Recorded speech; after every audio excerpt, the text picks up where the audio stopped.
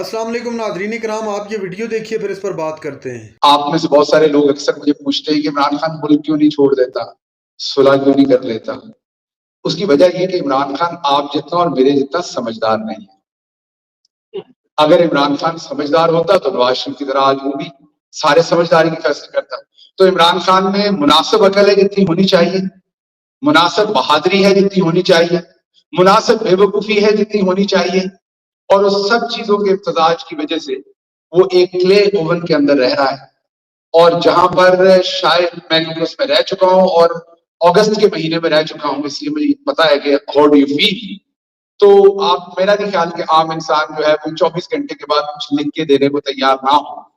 Physically آپ بالکل ٹوٹ جاتے ہیں۔ میرا بھی کئی دفعہ دل کرتا ہے کہانی سنانے کو، لیکن مسئلہ یہ کہ وہ نیا چیپٹر لکھ دیتے ہیں جب تک میں سنانے کی کوشش کرتا ہوں۔ میں سوچتا ہوں اب سناؤں تو وہ بھائی کو اغوا کر لیتے ہیں۔ ابھی حالانکہ جو بھائی زیادہ تک کرتا تھا ہمیں ہماری پوری فیملی میں، اس کو اغوا نہیں کیا۔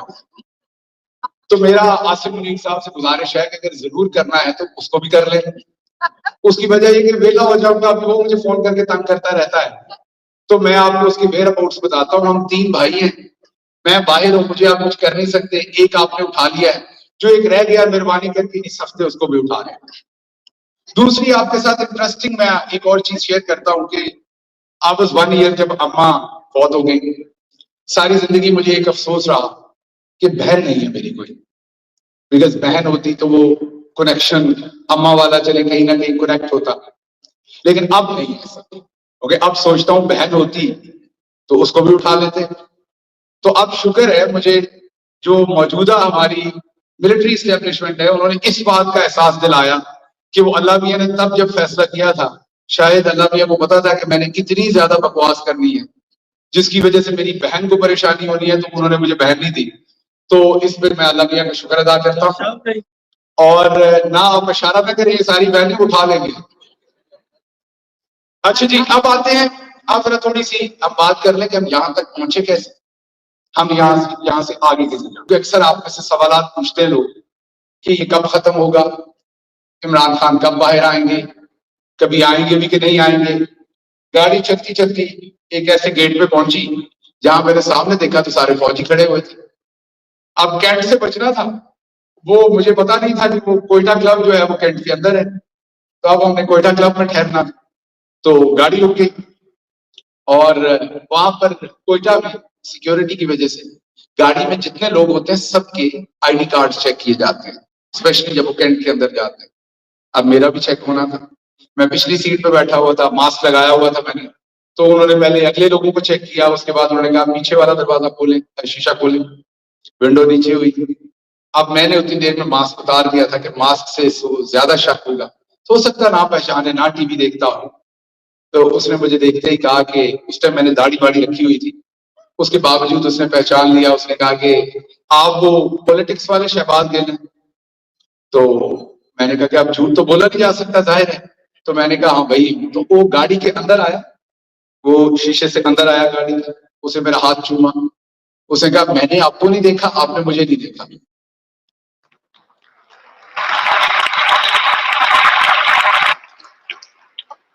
اور وہ فوج کے یونیفارم میں تھا اور اس نے ہمیں جانے دیا، ورنہ میرے بارے میں جو آرڈر تھے وہ اگر میں کورٹ جانے سے پہلے ان کے ہتھے چڑھتا تو وہیں پر مجھے گرفتار کرنا تھا۔ مجھے ایک بہت بڑی شخصیت انہوں نے پیغام دیا تھا کہ آپ کو بلوچستان میں رکھنا ہے، تب آپ کا دماغ جو ہے وہ درست ہونا ہے۔ تو اچھے برے لوگ ہر جگہ ہیں، یہ نہیں ہے کہ ہمارا فوج کا ادارہ سارا برا ہے۔ جب مجھے اٹھا کے لے کے گئے، پہلے 2-3 گھنٹے میں بہت زیادہ تشدد ہو رہا تھا۔ پہلے تھوڑی دیر آپ کو پتہ لگتا ہے، چوٹ ووٹ لگتی ہے، تھوڑی دیر کے بعد اکثر حصے آپ کے جسم کے سن ہو جاتے ہیں، آپ کو پتہ نہیں لگتا۔ تو شاید کسی نے فرمائش کی کہ ویڈیو چاہیے، تو کافی تشدد کر کے 10 محرم تھا، مجھے اچھی طرح یاد ہے، اور وہ ایک چھوٹا سا سیل نما کمرہ تھا جس میں میرے پہ تشدد کیا سب سے پہلے لے جا کے۔ آپ کو یہ میں اس لیے سنا رہا ہوں کہ آپ کا ہیومینٹی پہ ٹرسٹ ڈیولپ۔ تو 3 لوگ ایسے تھے جو مجھ پہ تشدد کر رہے تھے، جو میری آنکھیں بندی ہوئی تھی، ہینڈ کف تھا میں پیچھے، لیکن مجھے محسوس ہو رہا تھا کہ 3 لوگ ہیں، اور ایک کوئی ان میں سے فلم بنا رہا تھا، مجھے پورا انہوں نے ننگا کیا ہوا تھا اور تشدد کر رہے تھے۔ اور ان میں سے ایک نے، میرا جا ابھی بھی ٹوٹا ہوا ہے، یہاں پہ مارا، مجھے بہت درد ہوئی۔ لیکن مجھے لگا کہ جتنا میں درد کا احساس کروں گا یہ اور ماریں گے، کیونکہ مووی بن رہی تھی تو ذرا آپ لوگوں کے سامنے اپنا امیج بھی برقرار رکھنا تھا، بعد میں وہ بھی خیال آ رہا تھا. تو میں کوشش کر رہا تھا کہ میں جتنا کم ریاکٹ کروں، لیکن باہر ہے انسان مجھے ٹانگیں مار رہے تھے، ککس مار رہے تھے، تو چوٹ لگ رہی تھی. تو ایک شخص نے ان 3 میں سے ایسی حرکت کی کہ میری آنکھ سے آنسو آ گئے. وہ مجھے مار رہا تھا لیکن مار نہیں رہا تھا. 2 ان میں سے مار رہے تھے، ایک مارنے کی ایکٹنگ کر رہا تھا. تو مجھے وہ مار محسوس نہیں ہو رہی تھی اس مومنٹ، یقین کیجیے مجھے اس کا نرم ہاتھ محسوس ہو رہا تھا. مجھے لگ رہا تھا کہ انسانیت ابھی اس طرف بھی ہے، ابھی کسی کو احساس ہے کہ یہ ہمارا اپنا ہے. تو مجھے اپنے کی طرح مار رہا تھا. تو کہنے کی بات یہ ہے کہ بہت کچھ ہے، ابھی مجھے پتا ہے میرا بھائی بھی کیا سہ رہا ہوگا، لیکن میرا پیغام ایک ہے. میں فیصل آباد سے بہت دور چھوٹے سے گاؤں سے نکل کے آیا ہوں. تو میں بڑی جوشیلی بات نہیں کروں گا. میرا آپ سے وعدہ یہ ہے کہ میں نے اپنے دونوں بھائیوں کو یہ بتایا تھا کہ انہوں نے آپ کو اٹھانا ہے. میرا آپ سے رشتہ اس دن تک کا ہے جب تک یہ آپ کو اٹھاتے نہیں.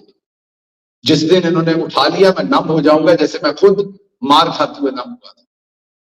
تو میرا ان کو پیغام ہے کہ آپ میرے بھائی کو زندہ واپس دیں گے یا زندہ واپس نہیں دیں گے. میری کمٹمنٹ اپنی جگہ پہ ہے، وہ نہیں بدلے گی. جب آپ مجھے مار رہے تھے میں نے تب بھی آپ کو کہا تھا کہ آپ کو کیسا لگے گا اگر آپ کا ڈی جی ایم او آپ کے خلاف بیان دے دے، آپ کے آرمی چیف کے خلاف بیان دے دے. اسی طرح میں عمران خان کا چیف آف سٹاف ہوں، میں اس کے خلاف بیان نہیں دے سکتا ہوں. یہ میری پارٹی کے آنر کے لیے، میرے لیڈر کے آنر کے لیے، ایک سویلین کے طور پر یہ میرے آنر کے لیے خطرناک بات ہے. ناظرین کرام، آپ نے ویڈیو دیکھی شہباز گل کی انتہائی اہم تقریر، اور تقریر میں ہونے والے اپنے ساتھ تمام واقعات کو بتایا کہ ماضی کے اندر کس طرح ان کو گرفتار کیا گیا، ان پر کس طرح تشدد کیا گیا، تشدد میں کون کون ملوث تھا. ڈاکٹر شہباز گل نے اپنی زبان سے سب کچھ اقرار کر لیا. ناظرین کرام، اس وقت ملک کے اندر پاکستان تحریک انصاف کو پھر جلسوں کی اجازت نہیں دی جا رہی. اسلام آباد کا جلسہ آپ کے سامنے ملتوی کر دیا گیا، حالانکہ اسلام آباد ہائی کورٹ کی جانب سے اجازت تھی اور ڈی سی اسلام آباد نے خود لکھ کر دیا تھا اسلام آباد ہائی کورٹ کو کہ یہ جلسہ کر سکتے ہیں. لیکن راتوں رات ایسا کیا ہو گیا کہ ان کو جلسے کی اجازت منسوخ کرنی پڑی. تحریک انصاف کی قیادت پر عوام چڑھ دوڑی ہے، سوشل میڈیا پر ان کی درگت بنا دی اور کہہ رہے ہیں کہ یہ بزدل قیادت ہے اور اس قیادت کو جو ہے اب لیڈ نہیں کرنا چاہیے مزید. ناظرین کرام، یہ تھی آج کی ہماری ویڈیو. چینل پر جو نئے چینل کو سبسکرائب کریں. اگلی ویڈیو تک اللہ حافظ.